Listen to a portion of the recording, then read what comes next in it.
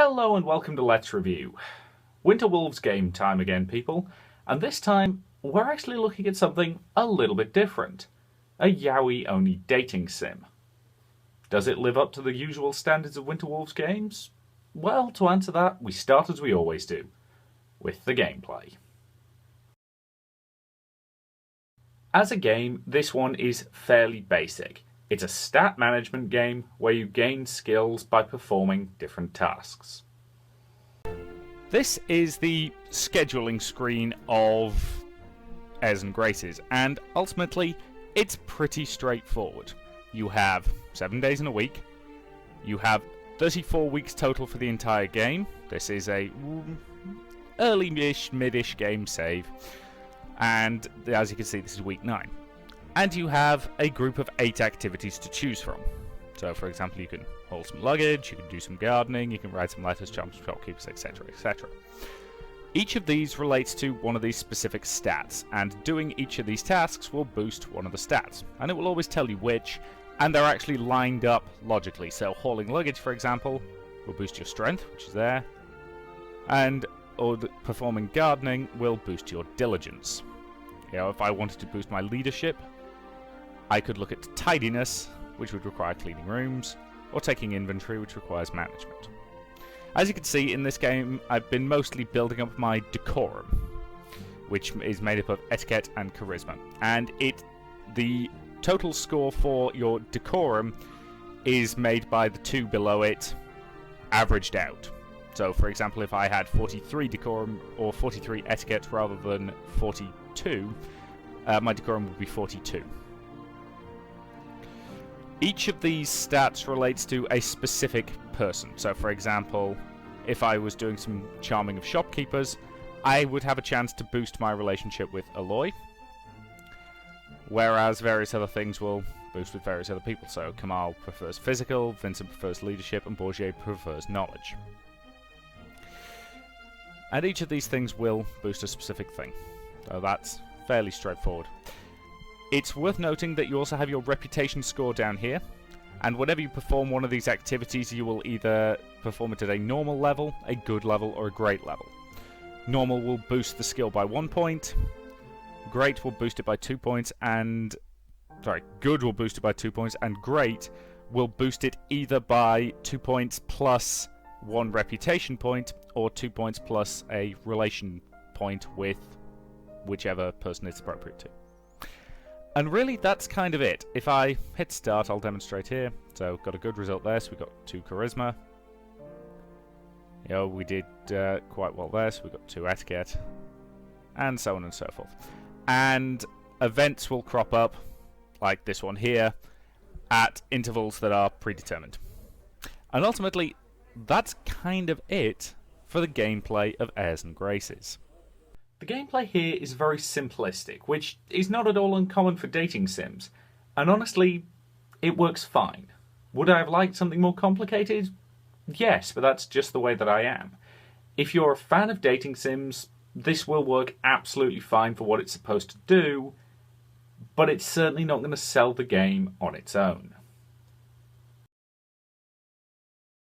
The story follows a young man named Marcel, who gets a job as a servant in a lordly manor for one simple reason. He wants to meet his father, the lord of the manor, the man who abandoned his mother. Ah, he got the serving staff in the family way, I take it. Pretty much, yeah.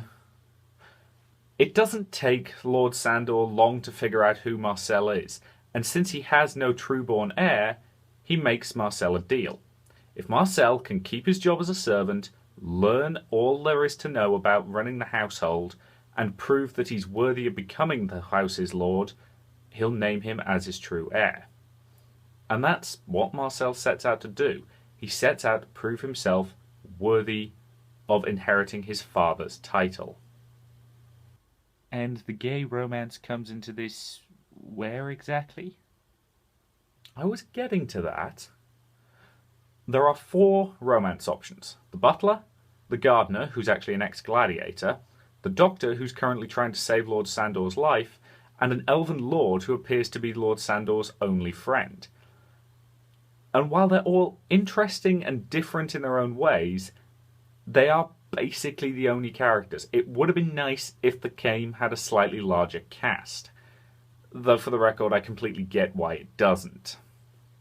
Because if they actually had other characters, people would want to romance them? Exactly. Honestly, there's kind of not that much to say about the story of Heirs and Graces. It's well written, but I'll freely admit it's just not really my genre, so it didn't hold me as well as a lot of other Winter Wolves games have. In particular, it makes several references to Lorraine the Amazon Princess, since they're meant to be set in the same world, and all those did was make me want to play that game instead. I can't actually tell. Are you being positive about this game or not? Kind of. Sort of. Look, Heirs and Graces is a fine example of a yaoi dating sim. But I'll freely admit that's just not my genre. If you're a fan of such games, you'll probably really like this one. But personally, it just didn't grab me. So at the moment, I think I can safely say I'm just waiting for Queen of Thieves to come out. The art for this game is perfectly fine. Winter Wolves has certainly had better, but I can't say I dislike it. The character designs are pretty good and reasonably well stylized, and the backgrounds are very, very nice. The romance CGs likewise are really quite good, but as I say, I think they've had better art, but that doesn't make the art here bad, just not up to their usual standard. The music for this game is likewise perfectly functional. It's not unpleasant in any way, but it does tend to drift into the background and you don't really notice it. Which is not necessarily a bad thing, but I do personally prefer a soundtrack that really grabs me and shakes me to the core. As for the rest of the audio, there's not really much to speak of. Sound effects are very, very limited and only turn up on certain occasions, so you won't really remember them. And there is no voice acting to speak of, which again is common in Winter Wolves games, and it's not something that I have a problem with. So as a result, the audio is perfectly functional, and it is perfectly fine, but there's just not that much to it. So, did I enjoy Heirs and Graces? Well, for what it is, yes. Should you buy it?